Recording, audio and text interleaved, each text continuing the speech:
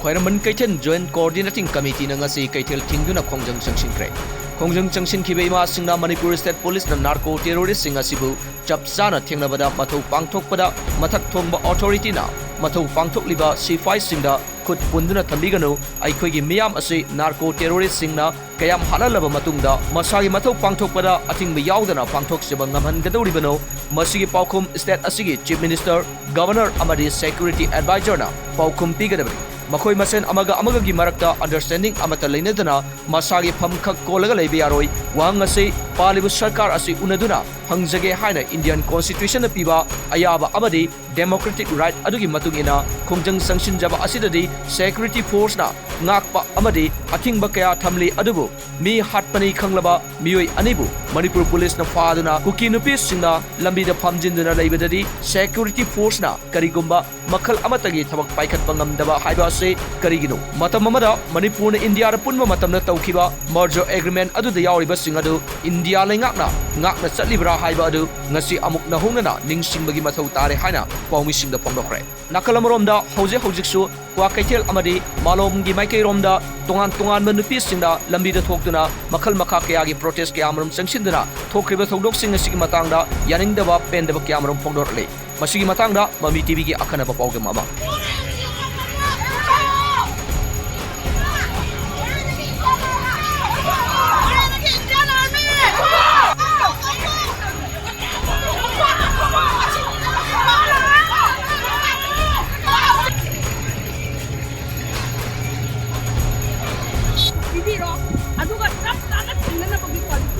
Bibioba, Madudi Peter, the Rangai Kong, Tamaga, I call him me, I am chair, I am Halakanda, my call the potted liver of my one chair, Ngasigi in it.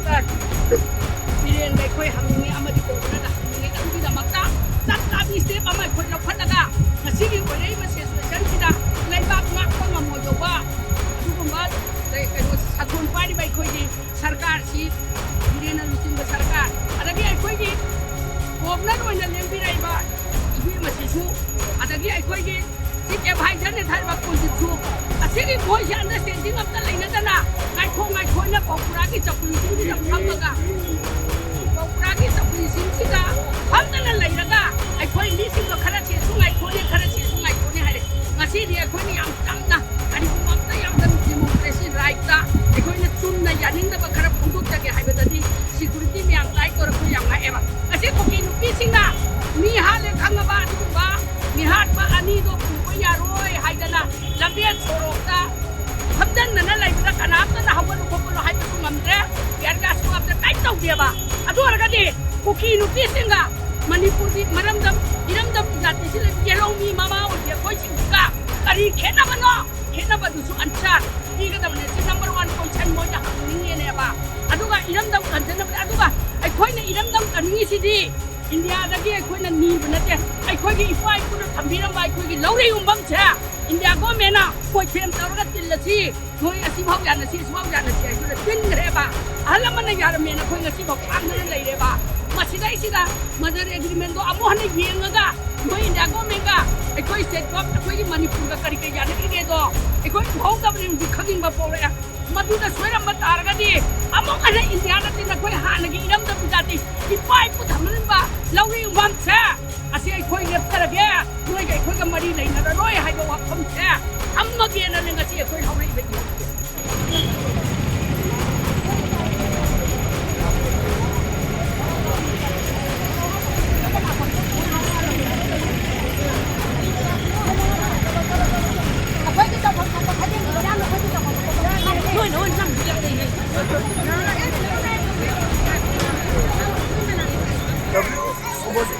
Sumoji isiga mari leina na kwa ga tenda leiba imai ben singa hoji titim ro lambi thinga hoji alak pa koi gi ten force la ko ro gari atoppa ko ji ma ro la ko ro thinga ga lambi ko ko salan bagi hoji kanna sathari mo ko masida di mo hoji koi cm ta na koi moi cm ko ro di mo jang ram sathari ni ada koi ma si ta ti ko di mo masida le jadi emai ya ma no na ko jadi ba ro pa ba news.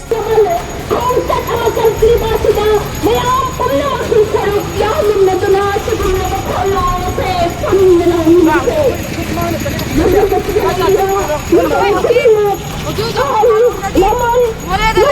lupang haibalite. Kinalimutan na naman kita ay kahit kala ay kahit putos mo. Masiri ko ang tata si dati mo doon sa sarap yung ano. Masiri, ikaw imuri na ikaw ipapiyama. Kasi kung namataboy siya, tingay uwi na masarap kasi na ay pagod. Ay, di ba tayo tayo mag-uwi sa nga taglan. Ay, kaya ko ano na. Ay, kaya sa tuminalig ko ka na. Oh, pinag-ulang naman sila ng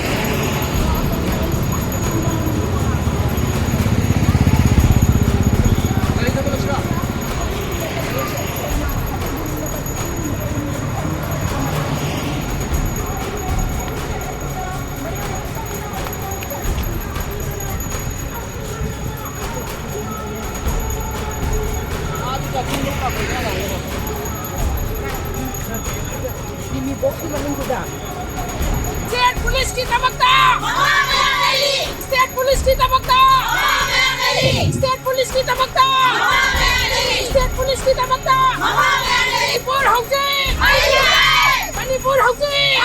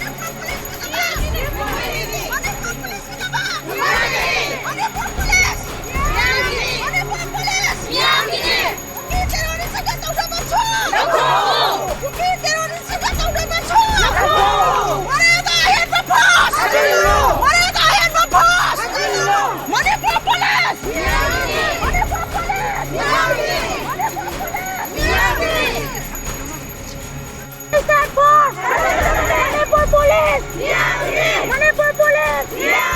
Manipur Police! Manipur Police! Manipur Police ke nama! Manipur Police ke nama! Manipur Police ke nama!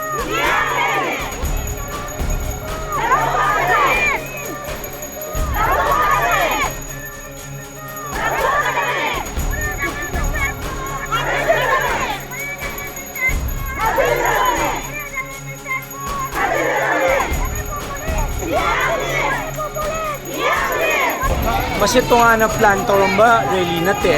maibel mayam amana si uripok lai na mayam punchilaga yam pendana nungaitana leiram ba mayam se sum khosauna ba praja haiba tare aduda koi Manipur police ki damakta moral support utli duga more da ngasi tariba awaba nangiba police officer mayam aduga police personnel mayam CDO mayam dugi moi ki damakta moi awaba da saruk yajari haiba dagi khosauna ba praja mayam se makai dagi moi ki oiba tongan da slogan protest mayam ma chathara madu akoina matam chana as a koigi mayam gi seba tawjariba ama oina haiba tare akoina phajana moibu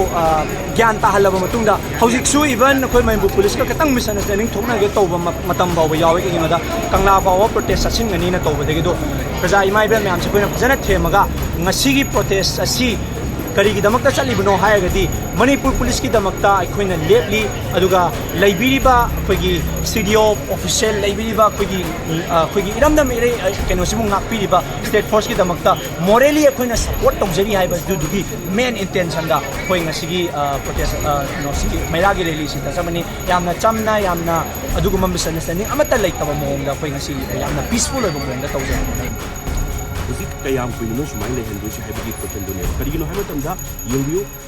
state forces uzik sibi yakson labani mayama makazi ni kuno mangda su ikot kunai paidan na chada ba cham do praza to pit abani ngasi su yengbiu state forces si ba hawra bani abiti batik sopa yaw kre uzik su kan piban da legado no haibis kanam to kan angri karigino haiba tamda uzik forces sing do uzik su moregi manung da leri bani uzik makoy da pari ba kunai sati ba amuk tabu undri ba sati ba no mai kunai sa pai bani ba adu uzik attack to ba loidri mayama uzik viral oinari uzik manung da wari ba mayam launa ipita ko launa mayam launa iba sida kai uzik sida kari step longdoi no haibis sibaw da sung ngatangi hembagi mawong leiburibra yengbiu makoy tawra ibas tuki terrorist sin sido zi attack to ibas ya makoy kanggo siga Pakistan ki terrorist ka kay khedagi haibu de ko chimo nang jeni se Pakistan ki gobe India dan landara ma tara ka di makoy attack intelligence ki tinga bunaraga no ni ne so to sige makoy ne tawra isi war ni kan haidoi ne makoy no zi tawri baset war na tabra ba si manungi community ani gi koy community ani gi irang ra ba koy thang pai na ra yana bagi pot la ba na nongoi ma sa ma pai na ra ka na bagi pot la natte ya chati ba nongoi pai ra kan state police force is la pai ba se makoy silai khang ba yara bani hosbo thani pan enjel la bani aduna si uzi hinga ga lai ba makoy de police force manung da lai ba se makoy ji problem se kana solve to go no ba makoy ji karam kan ba hinga dra na tra si ga dra hai bagi mayam mi pum praza khudi mak na mi pai na ri ba si ba da lai ba leaders political leaders mayam sina pura punjan minaraga uzi ki akoi si ba strict action long draga di central government long draga di state government so pa uzare state forces so pa uzare adu taraga di la iba central forces mayam aki uzat ena lai ba forces mayam se si power piraga terrorist mayam se takai ba hatu pada order se pi draga di karam kan pi doi no hai bagi ne aduna political leader mayam se takshan ba pulak punjal laga opposition or ruling or pulak punjal laga action lawba matam yaurabani hujikse punjal matam yaurabani aigi isa isu sokte na aigi yumda mi siba yaude na tumina ayeng nongala kanda ngatangi asiba hang batat pagi pibam do tokpiro hujik kwai marudi karino haimanta pulak punjal la kanda kari action law sike aku nam punjal laga hujik su pibam se hujik wa ne ba mo koin tawra ibse aduna akoina haijaning badi lairiba mapandan lairiba Manipur da lairiba leaders political leaders oiro MLA oiro minister oiro everyone mapandan lairiba MPC oiro hujik lairibi mayam se maina ko central government na punjal laga taksige sige po se ko unite to roga ko agenda sa kay form district action law na ba kay high sige hadise si mata ga action law daga kan kana to bi hybrid no irang si kana namdara kanda yung jaga yum do sa laga si bahang ba nungay ta ba pongdo pa di ko di bang amni everyone can do every simple person can do masungam ni nungay ta bang ba si nungay amni ko ꯃꯣꯏꯅ ꯈ꯭ꯋꯥꯏꯗꯒꯤ ꯑꯩꯈꯣꯏꯒꯤ power ꯄꯥꯏꯔꯤꯕ ꯁꯣ ꯄꯥꯏꯔꯤꯕ ꯃꯤꯁꯤꯡꯁꯤꯗ ꯀꯃꯥꯏꯅ ꯑꯩꯈꯣꯏꯒꯤ ꯍꯧꯖꯤꯛꯀꯤ ꯂꯥꯟ ꯇꯧꯔꯤꯕ ꯃꯄꯥꯟꯗ ꯆꯪꯁꯤꯜꯂꯛꯏꯕ ꯇꯦꯔꯣꯔꯤꯁ ꯃꯌꯥꯝꯁꯦ ꯀꯃꯥꯏꯅ ꯃꯨꯠꯊꯠꯁꯤꯒꯦ ꯀꯃꯥꯏꯅ ꯃꯈꯣꯏꯁꯤꯗ ꯂꯥꯛꯏꯕ ꯄ꯭ꯔꯣꯁꯦꯁ ꯁꯦꯟꯇ꯭ꯔꯦꯜ ꯄ꯭ꯔꯣꯁꯦꯁ ꯃꯌꯥꯝꯁꯤꯗ ꯑꯣꯔꯗꯔ ꯄꯤꯔꯀꯥꯟꯗ ꯌꯨꯅꯤꯐꯥꯏꯠ ꯀꯃꯥꯏꯅ ꯑꯣꯔꯗꯔ ꯄꯤꯍꯜꯂꯀꯥꯟꯗ ꯁꯤ ꯃꯌꯥꯝꯁꯦ ꯇꯥꯛꯊꯣꯛꯄꯤꯅꯕ ꯍꯣꯠꯅꯁꯤꯒꯦ ꯍꯥꯏꯅ ꯈꯟꯅꯕꯤꯒꯗꯕꯅꯦꯕ ꯑꯗꯨꯅ ꯑꯥꯏ ꯔꯤꯂꯤ ꯔꯤꯀ꯭ꯋꯦꯁ ꯌꯥꯝ ꯊꯤꯅ ꯋꯥꯔꯕꯅꯤ ꯍꯧꯖꯤꯛꯀꯤ ꯁ꯭ꯇꯦꯠ ꯐꯣꯔꯁꯦꯁ ꯁꯤꯖꯤꯜꯂꯛꯑꯕꯅꯤ ꯃꯤꯆꯝ ꯄ꯭ꯔꯖꯥ ꯁꯤꯖꯤꯜꯂꯛꯑꯕꯅꯤ ꯁꯤꯝ ꯀꯥꯟꯗꯕꯨ ꯌꯥꯝꯅ ꯑꯆꯧꯕ ꯁ꯭ꯇꯦꯞꯁ ꯂꯧꯈꯠꯂꯛꯇ꯭ꯔꯒꯗꯤ ꯀꯔꯝ ꯀꯥꯟꯗ ꯂꯧꯈꯠꯄꯤꯗꯣꯏꯅꯣ ꯃꯈꯣꯏ ꯒꯤ ꯇꯦꯔꯣꯔꯤꯁꯁꯤꯡꯁꯤꯒ ꯄꯥꯀꯤꯁꯇꯥनी ꯇꯦꯔꯣꯔꯤꯁꯀ ꯀꯩ ꯈꯦꯠꯅꯒꯦ ꯍꯥꯏꯕꯗꯣ ꯑꯗꯨꯒꯤ ꯄꯥꯎꯈꯨꯝꯗ ꯄꯤꯕꯤꯌꯣꯕ ꯑꯁꯤ ꯑꯅꯤꯃꯛ ꯑꯝꯇ ꯂꯧꯒꯦꯅ ꯑꯩ ꯐꯣꯡꯗꯣꯛꯅꯤꯡꯉꯤ ꯀꯔꯤꯒꯤꯅꯣ ꯍꯥꯏꯕ ꯃꯇꯝꯗ ꯂꯧꯔꯝ ꯇꯥꯔꯒꯗꯤ ꯍꯧꯖꯤꯛ ꯇꯁꯦꯡꯅ ꯍꯥꯏꯔꯒꯗꯤ ꯄꯣꯂꯤꯇꯤꯀꯦꯜ ꯑꯦꯗꯚꯥꯟꯇꯦꯖ ꯑꯝꯇ ꯂꯧꯅꯔꯝꯃꯣꯏ ꯍꯧꯖꯤꯛ ꯁꯨꯛ ꯂꯨꯔꯀꯥꯟꯁꯤꯗ ꯑꯗꯨꯝ ꯄꯣꯂꯤꯇꯤꯀꯦꯜꯒꯤ ꯃꯥꯏꯂꯦꯖ ꯂꯧꯕ ꯄꯣꯂꯤꯇꯤꯀꯦꯜꯒꯤ ꯄꯥꯔꯇꯤꯒꯤ ꯑꯦꯗꯚꯔꯇꯥꯏꯖ ꯇꯧꯕ ꯀꯥꯡꯕꯨꯁꯨ ꯑꯗꯨꯝ ꯂꯣꯏ ꯌꯥꯎꯅꯔꯤ ꯍꯧꯖꯤꯛ ꯑꯩꯈꯣꯏꯅ ꯄꯥꯝꯖꯕꯗꯤ ꯑꯣꯄꯣꯖꯤꯁꯟ ꯔꯨꯂꯤꯡꯁꯦ ꯄꯨꯟꯁꯤꯜꯂꯀꯥꯟꯗ ꯀꯃꯥꯏꯅ ꯑꯩꯈꯣꯏꯒꯤ ꯍꯧꯖꯤꯛ ꯃꯅꯤꯄꯨꯔꯗ ꯏꯔꯥꯡ ꯊꯣꯛꯏꯕꯁꯦ ꯀꯃꯥꯏꯅ ꯑꯩꯈꯣꯏ ꯑꯣꯔꯗꯔ ꯄꯤꯕ ꯉꯝꯗ꯭ꯔꯤꯕ ꯁꯦꯟꯇ꯭ꯔꯦꯜ ꯒꯣꯔꯃꯦꯟꯅ ꯄꯥꯋꯔ ꯄꯨꯊꯣꯛꯄ ꯉꯝꯗ꯭ꯔꯤꯕꯁꯦ ꯑꯩꯈꯣꯏ ꯄꯨꯂꯞ ꯄꯨꯟꯁꯤꯜꯂꯀꯥꯟꯗ ꯃꯈꯣꯏ ꯄꯥꯋꯔ ꯄꯨꯊꯣꯛꯍꯜꯂꯁꯤꯀꯣ ꯃꯈꯣꯏꯅ ꯄꯥꯏꯔꯤꯕꯁꯦ ꯆꯨꯝꯅꯒꯤ ꯏꯆꯝ ꯆꯝꯕ ꯅꯣꯡꯃꯩ ꯅꯠꯇꯦ ꯃꯣꯏꯅ ꯄꯥꯏꯔꯤꯕꯁꯦ ꯌꯥꯝ ꯁꯥꯊꯤꯔꯕ ꯌꯥꯝꯅ ꯁꯣꯐꯤꯁꯇꯤꯀꯦꯠ ꯑꯣꯏꯕ ꯑꯃꯨꯛꯇ ꯎꯗ꯭ꯔꯤꯕ ꯃꯌꯥꯝ ꯉꯥꯛꯇꯅꯤ ꯑꯗꯨꯅ ꯃꯈꯣꯏꯅ ꯇꯧꯔꯛꯏꯕꯁꯦ war is completely war from the another country supported by another कंट्रीने सिदी अदुना अखोइना सिदा तुमिना सुम लेसलबा इचम चमना कम्युनिटी अनि की इरांगने काइना सुम नाथैरक अमजु साउदनबा बुसु साउदनबा सुम तौर लेरबा अदु तारगदि फुल मणिपुर सु कुकुकिनि हाइना हाइबनि ngasi maksu dabu sumojuta ada ku tharaga ngasi legi debu thokba je aduga khoi ada special commando oriba kamu kitina ju magi voice note tapu kan da yamna pem da ada leiba khoi state police sing je commando sing je helpless oi khata ada leiba khoi terrorist hai tai ko अतोप